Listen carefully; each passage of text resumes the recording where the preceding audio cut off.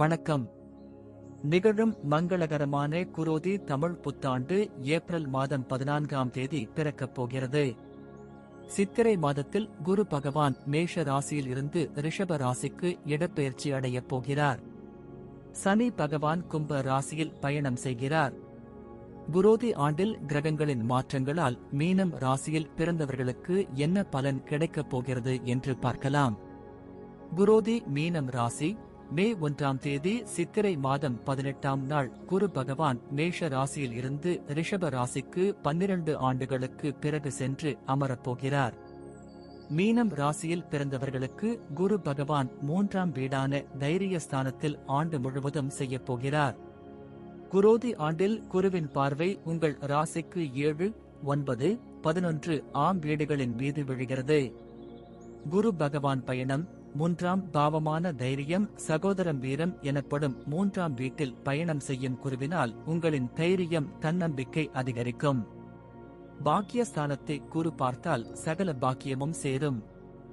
குருவின் பார்வை படும் 7, 9, 11 பாவங்களால் யோகத்தை அனுபவிக்கப் போகிறீர்கள்.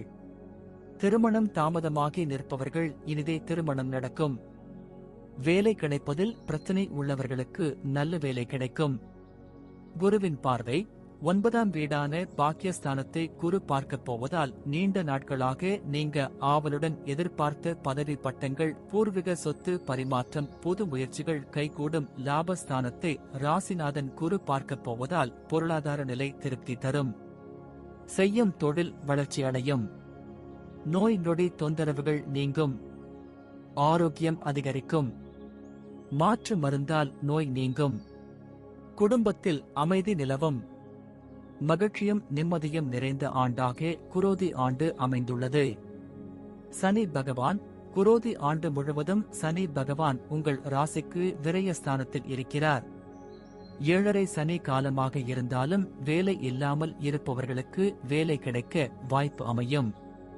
படித்து முடித்துவிட்டு காத்திருக்கும் மாணவர்களுக்கு விரும்பிய இடத்தில் வேலை கிடைக்கும். இடம், வீடு, வண்டி, வாகனங்கள் வாங்க வாய்ப்புகள் தானாக தேடி வரும். கடனாக கொடுத்துள்ள பணம், பொருள்கள் தவணை முறையில் வீடு வந்து சேரும்.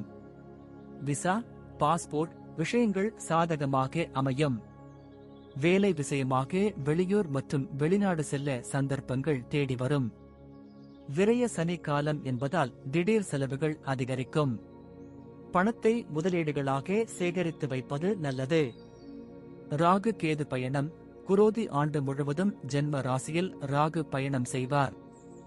ஜென்ம ராகு களத்திரஸ்தான கேது உங்களுக்கு யோகங்களை தரப்போகிறார். களத்திரஸ்தானத்தில் உள்ள கேதுவை குரு பகவான் பார்வையிடுவதால் கோடீஸ்வர யோகம் தேடி வரப்போகிறது. பொன் பொருள் சேர்க்கை உண்டாகும். கணவன் மனைவிடையே கருத்து வேறுபாடு ஏற்பட்டு நீங்கும். பணம் விஷயத்தில் யாருக்கும் ஜாமீன் கையெழுத்து போட வேண்டாம். உடல் ஆரோக்கியத்தில் சிறு சிறு தொந்தரவுகள் ஏற்பட்டு சீராகும். கோடீஸ்வர யோகம் 7ஆம் இடத்தில் அமர்ந்து உள்ள கேதுவினால் சத்ரு நாசம் ஏற்படும். எதிரிகள் காணாமல் போவார்கள். புதிய நபர்களை நம்பி எந்த விஷயத்திலும் இறங்க வேண்டாம். பெண்கள் சம்பந்தப்பட்ட விவகாரங்களில் கூடுதல் எச்சரிக்கையுடன் இருப்பது நல்லது. குரு பகவானை பார்வையிடப் போகும் கேது ஆன்மீக பயணத்தை ஏற்படுத்துவார்.